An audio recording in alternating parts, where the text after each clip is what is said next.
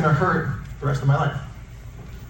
The next thing we have to think about is how much of the capital, before we go into this model, how much of the capital should you actually be investing with? If you have 10,000, 40,000, 100,000, 200,000, it's all relative to the concept. So you can adjust. So if you've got 5 grand saved up, 20 grand saved up, or 200 grand saved up, the math is the same, the concept is the same. Some investments you'll need larger amounts of capital. For most startup investments, you gotta be putting in 25K to 50K on average. 10K is kind of the minimum. But anything else, you could be doing 10K, 20K, 25K type things. So, how do you decide, or how do you know how much can you invest? First, you have to become really honest with yourself, your significant other, and your household. And that part's hard. A lot of us think that we make 4 grand a month, for example, because that's what our job pays us. They pay us 48,000 for the year, we make 4 grand a month. Our wife or husband or someone else in our family, in the household, they also make around 4 grand a month. So let's say together, you bring in $8,000 a month, which is $96,000 for the year. You are already one of the highest household incomes in the entire country. From 4 grand and 4 grand. Doesn't sound like a lot, but 4 grand and 4 grand puts you in top tier, one of the highest incomes in the entire country. But if you make $8,000 a month as a household income, which is nearly $100,000 for the year, there's some real serious factors that we have to be honest with ourselves that we have to take into account. How much do we pay in taxes? How much is our rent? How much is our car? How much is our utility? How much is our food? How much is it for the kids to go to school and soccer and football, etc.? And then how much are the other things that we don't really factor in because we lie to ourselves? You don't factor in if the wife is going to get nails and hair. Well, it's only $100, $50, $200. Well, no, you multiply that by 12. And sometimes it's twice a month, so by 24. Oh, the guy, he just goes on fishing trips here and there, once a month or so. Well, it's around $350 for this, and $200 for that, and $500 for this. And we don't take those things into account. And it's not to say to stop those things, it's just to be honest with yourself. The hair and makeup's still gonna happen, the fishing trips are gonna happen, going out to date night's still gonna happen, spending money on your kids or birthday parties is still gonna happen. So I'm not up here to tell you to stop those things, it's to be real with yourself about those things so you can make a real financial strategy for you and your family forever. So if you actually take the amount of money that you make and write it down, and you take the actual amount of money that you spend and write it down on a piece of paper, it's a really interesting exercise to do, and then have your significant other write the same thing down without looking at each other's papers. How much does she spend? How much does he spend? I can guarantee you the numbers will be different. And your guess of the other person's sheet will be different. But it's an important exercise to do because we need to talk about money. Over 50% of relationships break up over financial situations. And the only real reason that that happens is because of either lack of communication or no communication. Lack of communication and no communication is the breakup and the friction that happens in almost all relationships, not just people that are intimate or people that are living with each other, people that are married. This is the friction that happens at your job, with your kids, with your friends, coworkers, vendors, clients, and everybody in between, is they just want to know. And so when you have no communication or lack of communication, friction happens, tension happens. People start to get frustrated because she thought one thing and she thought something, or he thought something and she thought something, and this is because you're making assumptions about the other person instead of just talking. So many times in our life, we can avoid situations simply by discussing things. And you'd be shocked at how much we can handle by just talking about it. We try to hide things from each other. Oh, I spent $400 on this, I better not tell my wife. Oh, I bought this thing for $600, I better not tell him. It's gonna show up on the credit card statement and cause an argument. It's gonna come up in a discussion later when she sees that box of new shoes, that you got those new Nike shoes. It's better to discuss it in advance than not have the tension later. Because then, there's doubt. What else is he not telling me about? What else is she not telling me about? What else did he buy or she buy? You see where I'm going with this? having real life discussions. Oh, this is the deepest discussion deepest speech I've ever done. Just that after Andy's speech, I gotta go more emotional with you. It's these discussions that will prevent a lot of frustration. Because wanting to buy the shoes is fine. Wanting to buy the thing that she wants to buy is fine. Having the discussion about it in advance or when it happens is what will prevent the frustrations later. It will prevent the animosity. It will prevent the friction. So, you've now realized, okay, boom, we make $8,000 a month, $100,000 for the year. We have a couple small investments, bringing in some extra 10 or 20 grand. We're good. We are a top tier household. We can invest 50 grand, 100 grand this year. No, you cannot. You have to take into account how much are you paying in taxes, how much are you paying for your house, car, food, schooling, life, kids, etc., to find out what is your actual take-home income by the end of the year.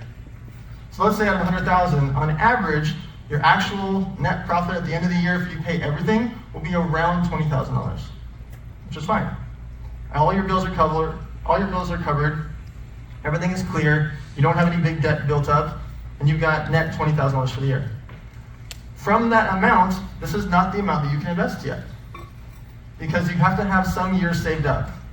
You want to have at least 1 year of your overhead saved up, whether it's your business or your personal life.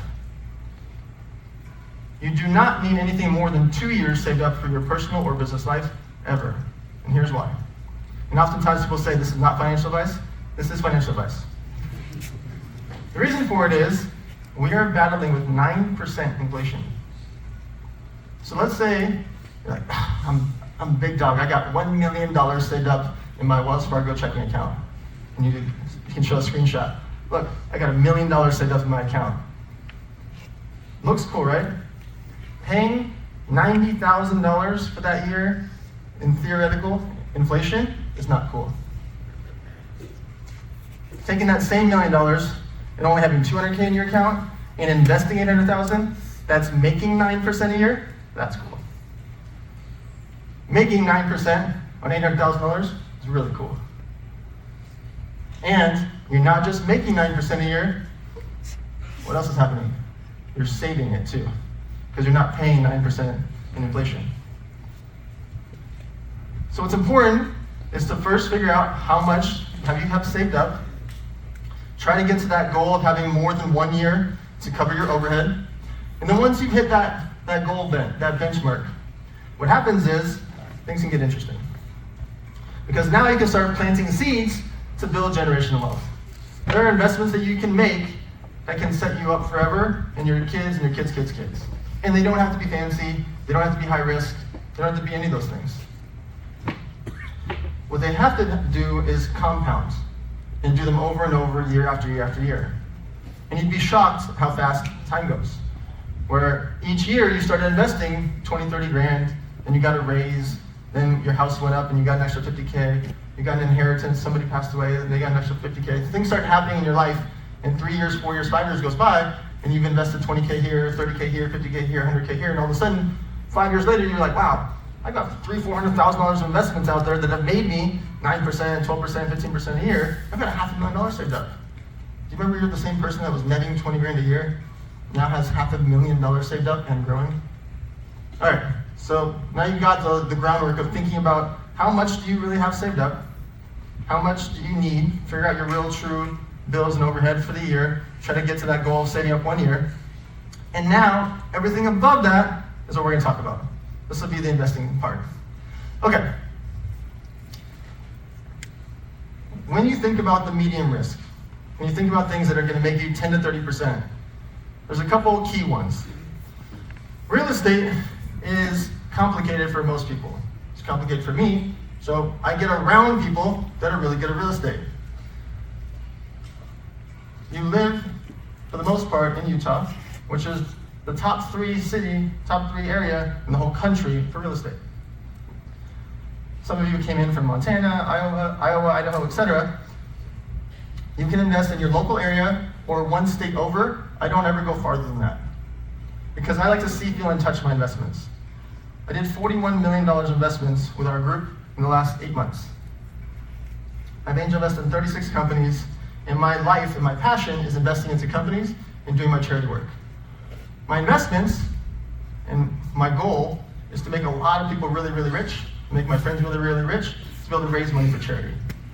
On Wednesday, me and Steve Harward and some friends raised $4 million for sex trafficking for children.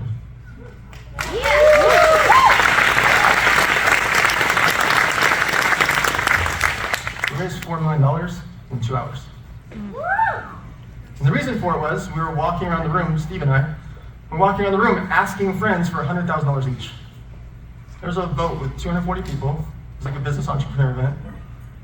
And Steve and I, during dinner, in about a 45-minute period, got 16 people to put in $100,000 to $150,000 each and raise an additional $2.1 million in under an hour.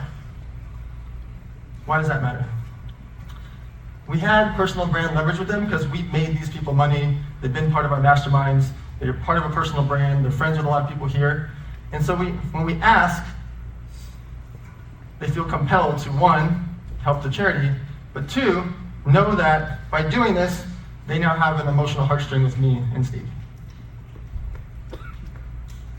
You have an obligation and a duty, as Andy said, in a much louder tone than I am, to get really, really rich. To get really, really rich in your household, around your circle, your friends, your followers, and your family.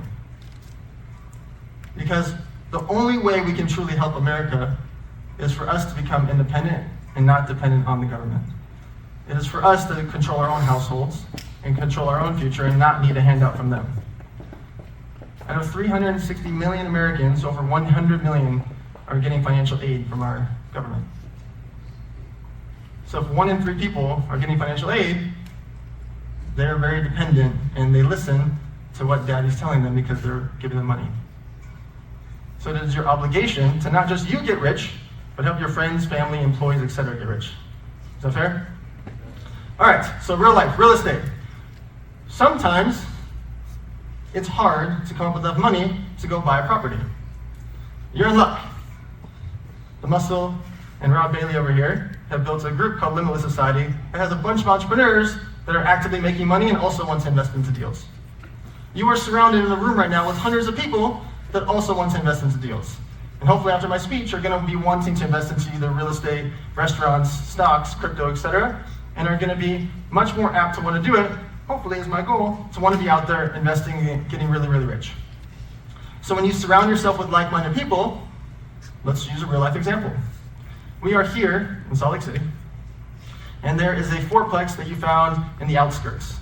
It's slowly getting built over to the outskirts. But you know that there's going to be a Walmart there and a Costco there at some point, and so you get ahead of it a bit. You find this fourplex for $500,000.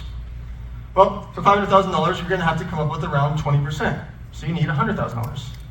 But as we talked about, you've only got about 20K saved up that you can actively invest. You are in a room with hundreds of people that are part of Limitless Society that also have businesses and probably have 20K or more saved up also. You grab 5, 6, 7 friends, let's use 6 as the example, and you put up 20K each. Now you've got $120,000, you plus 5 friends here.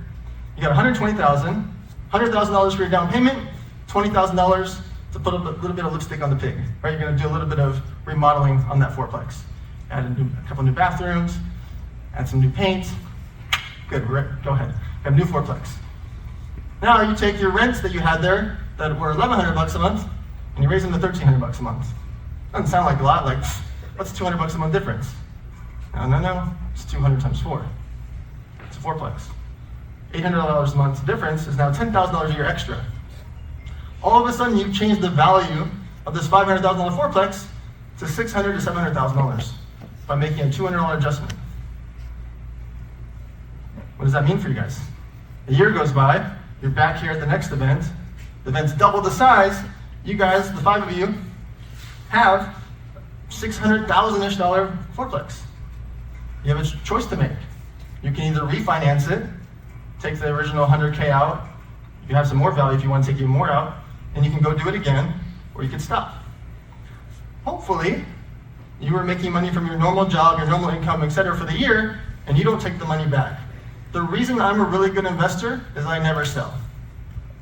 I don't want the money back. The things that I invest into, because I invest small amounts of what I'm able to invest into each deal, I don't actually want the money back. I know that sounds weird. You will become really good at investing if you invest less in a bunch of different things instead of all in on any one thing. Too often, we get excited about a deal. And we're like, oh, my friend's opening a pizza shop, I'm gonna give him $100,000. And you've only got like 60K saved up and you scramble around to get them the money. Even if they do really well, you are not gonna make any money for years. Let me repeat. When you invest into a business, even if it does really well, you will not make money for a couple of years because the capital that's coming in, if it's going well, you would be insane to take it out. You gotta pour it back in. You pour more gasoline in the fire. So, a year goes by. You've got a fourplex. It's worth over $600,000 now. You guys decide, you know what? We're gonna refinance it and take $100,000 out, and we're gonna do it again.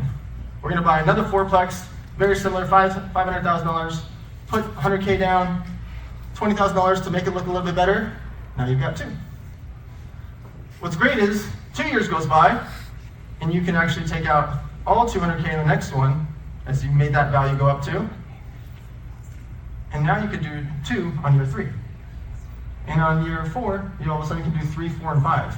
And you guys will blink your eyes, and you'll be back here in 4 or 5 years, and all of a sudden you and your friends own 10 different units that are all $500K to $800,000 each.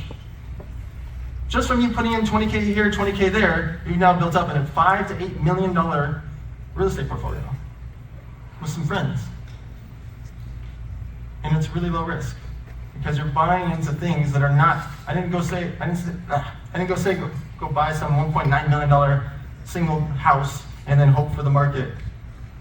Buying things that people always need, $1,100 a month, $1,800 a month, $800 a month, things that are less than $3,000 a month, will never go away, no matter what happens in our society, no matter what recession happens, no matter what any of these things happen, people will always need somewhere to live, no matter what. And the price points of that 1K to 3K are never gonna go away. Because even if things get really bad, the people that were spending 4K, 5K, 6K, 7K, etc., will just drop down and be able to afford the 1K to 3K. So no matter what, that range never goes away. And the fluctuations can't hurt you much, no matter how much they go up or down. The same thing applies to restaurants, dry cleaners, trucking companies, roofing companies, etc. You can buy pieces of existing cash flowing businesses and you don't have to buy the whole amount. You and your friends can throw in 20K each, put up 100K for your friend's dry cleaner that's crushing it, that wants to open a second dry cleaner. Or you have a friend that has pet grooming and they're really good at pet grooming, but they only have one van. If they just had their own location, this is still in the medium risk category, not high risk, because these are cash flowing businesses. If your cousin, she's been crushing it with pet grooming out of one van and she did 300K in sales, she's a much less risk to invest into opening her own location than someone over here that just loves pets. You see the difference? Your other cousin, she loves pets, right? She thinks dogs are the greatest thing. She likes cats more than people. She has not started a business yet. This is considered really high risk. If you guys gave her 100K, you'd have to own like 20 to 50% of her business. Because you need it for the risk factor. She might not know how to actually open a business because she just likes cats. That's it. This person over here that did $300,000 in sales, I want to bet on them. A lot. Because if they can do it like that, and now you and your 5 friends, well, you have businesses, right? You're a roofer, you do paint, you're painting houses. The other person owns 3 restaurants, the other person has an auto detailer. The 5 of you are business people that can help this girl that does $300,000 scale her business. So the 100K that you put in to buy 20% of her company, all of a sudden becomes much more valuable because you can take her from 300,000 to a 1 million because the 5 of you are smart, active people in your social circles. You're big in Utah, you can send her more clients, and all of a sudden you've got her 60 new clients for pet grooming and her own location. You've now built her business from 300K to 1 million. It's a self-fulfilling prophecy. I only invest in companies I can help. So when I talk about the 41 million we invested this year, that was only in companies doing 2 to 20 million revenue that were food and beverages or products and clothing and accessories. Things that I can help. The same thing applies to you. Start to think about if you're really good and you've got 1 or 2 car washes, or you own 4 gyms, or you own a clothing company, You can now help your competitors or people that are very similar to you in those categories and take pieces of their businesses. Sometimes you don't have to put up any money. There's 11 companies that I own pieces of, 10 to 50% of, that I've gotten for free just in exchange for services and advice.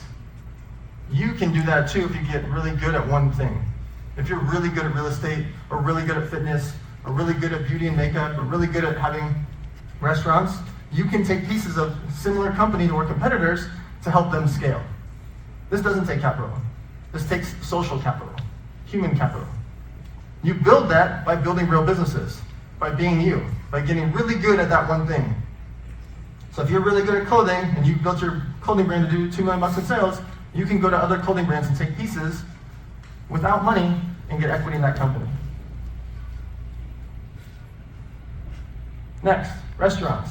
Restaurants seem like a high-risk investment because we hear that 90% of restaurants fail, right? We've heard that for many, many years. That is true. 90% of new restaurants fail. Not someone that has 4 taco shops, or 8 pizza restaurants, or 10 crumble cookies, or 25 Everbowl acai bowls. Someone has an existing business and has multiple locations, they are not 90% to fail. They are a very small percentage to fail because they've proven they can open locations 2, 3, 4, and 5. That's who I bet on. I helped raise $5 million for Everbowl, the acai bowl chain. First, I invested $500K back in 2018. I brought Aaron Wagner in from Wax Capital. He brought in a bunch of his friends. All of a sudden, a lot of us start investing. We put in $5 million. Drew Brees puts in $2 million, the quarterback. He buys 85 locations. A company that has 17 locations now has 55 locations. 297 more have been paid for, and away they go. You can do that exact model with whatever category you're in. If you're really good and you own 2 salons and someone else has a nail salon, you can do the same concept. So the things that I'm talking about are not like theoretical, it's our actual life. And I talk about it with passion because I know that if you guys go out and do this, and you go invest in companies, invest in real estate, get really, really rich, it helps our entire country. You're creating a lot of jobs. That's what I truly care about. All right, let's go talk the fun stuff over here. High risk. So high risk is what a lot of people get excited about. They want to have a 200% return, and a 700% return, and 20x and 30x. There are only rare moments in time that this happens. Most of the time it fails, that's why it's literally called high risk. You want to have some high risk investments that are out there that are a small portion of the investable cash that you have saved up. A small portion. Because, 1, it's exciting. 2, if you get it right, it can change your life. 3, it motivates you to work harder on these things to want to invest over there. The most important part of high risk investing is to do small investments. Because whether you're right or wrong, if it has a big spike up or crashes down, you will make a wrong decision because you put in too much money. I'll give you an example. 8 years ago, in 2014, I was installing the very first Bitcoin ATM machines into casinos in Las Vegas. Imagine explaining a Bitcoin ATM now, let alone in 2014. Bitcoin was a few $100s at the time. It was ranging from $100 to $400 at the time. And now I'm trying to explain to the governor of Nevada, casino owners, etc., why they should place these ATMs inside. The year after, Bitcoin spikes.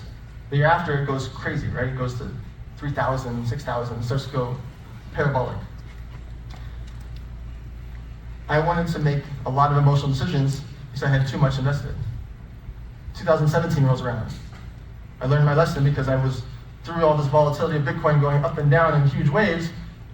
I see something called Ethereum. I did the very, very first interviews and articles about Ethereum.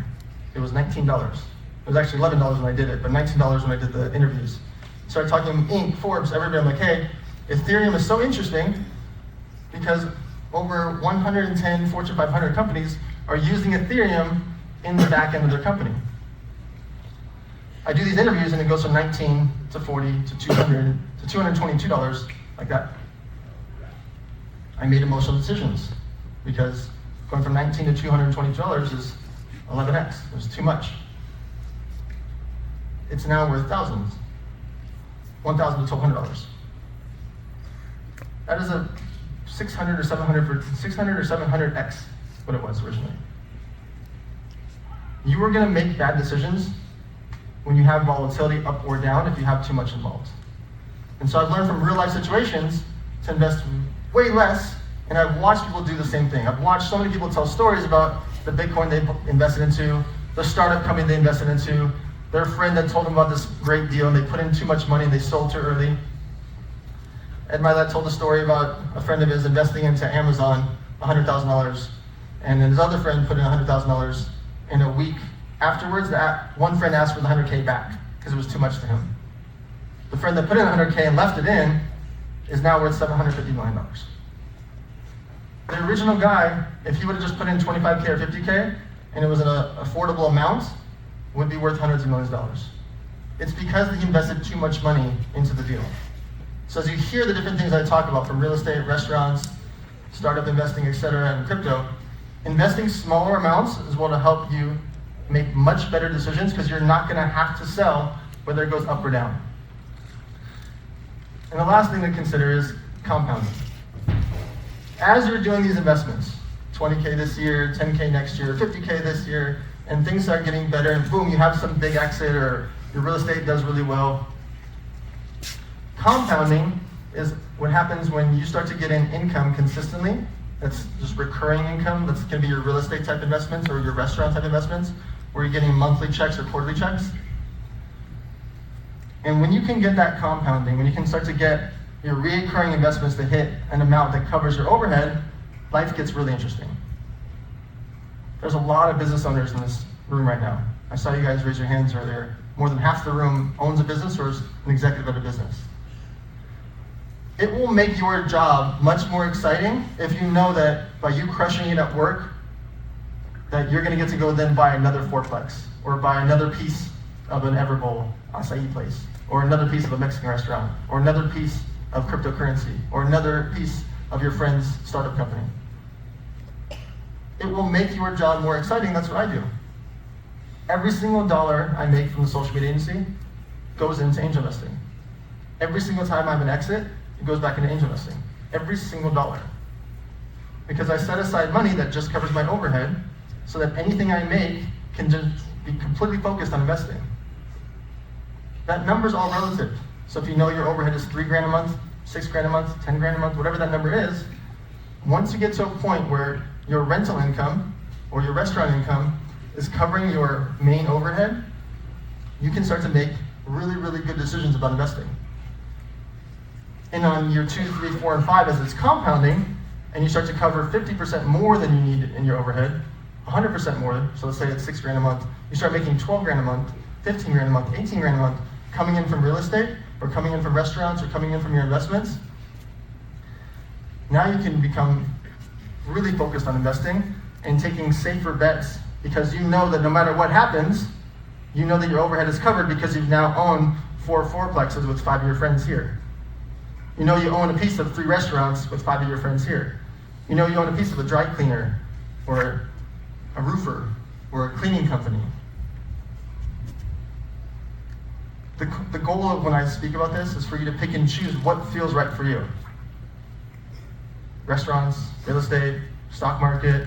Do I just want to have my money making 7% a year because I want to be safe? I just want mutual bonds or funds. I like the idea of cryptocurrency. I like angel investing. Think about which ones matter to you, which ones excite you. And really be honest with yourself, what type of investor am I? Did I like when Dan mentioned 20%, 30% a year from real estate, or did I like it better getting the safe 7% or 8%? Or did you only get excited when I talked about making 2x and 5x and 10x? The main thing is, and the main thing that's kept me excited and motivated to invest, is that I try to do all of them in smaller amounts. And it makes me much more focused in my core businesses, because every time money comes in, I can invest into more and more things. And as you guys are building bigger and bigger, who's going to be a millionaire in here?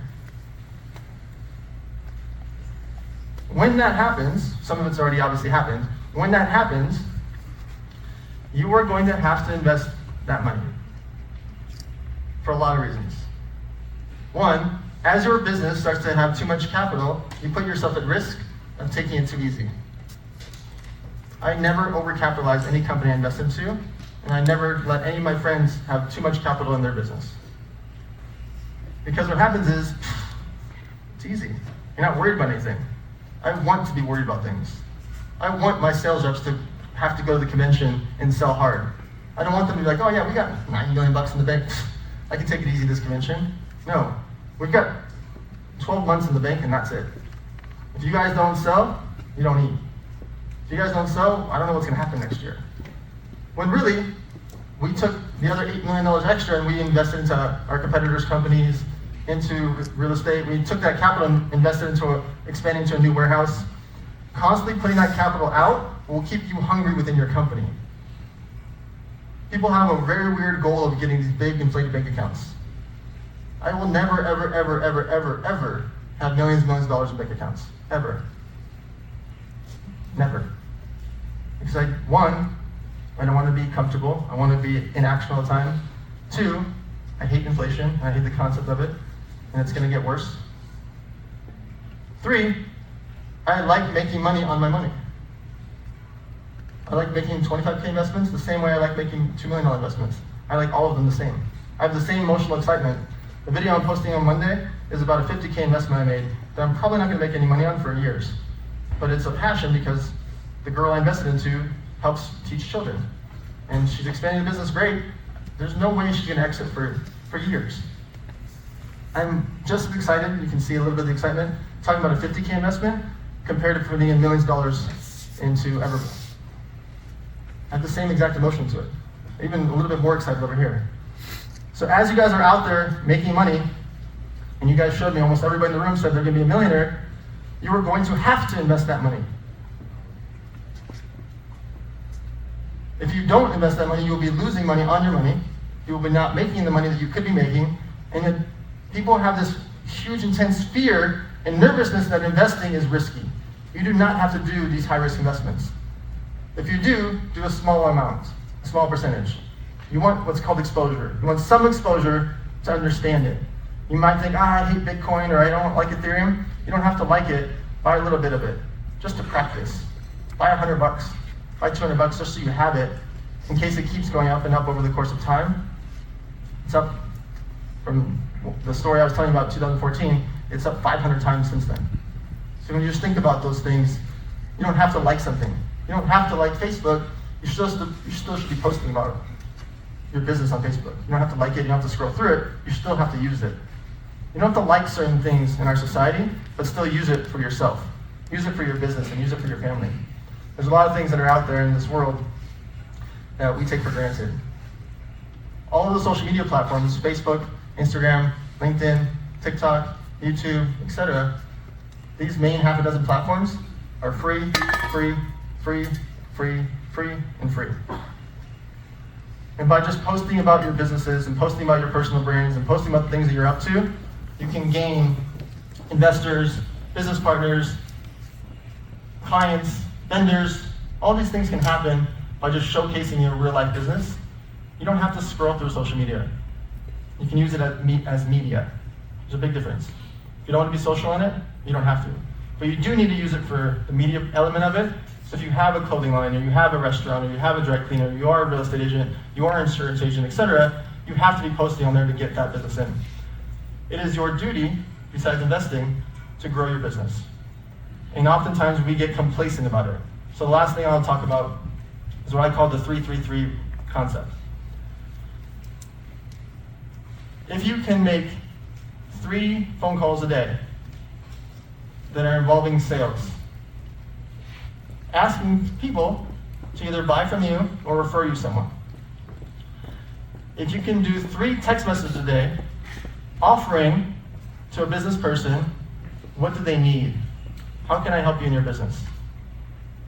And you do 3 emails, asking for referrals and offering referrals to other businesses.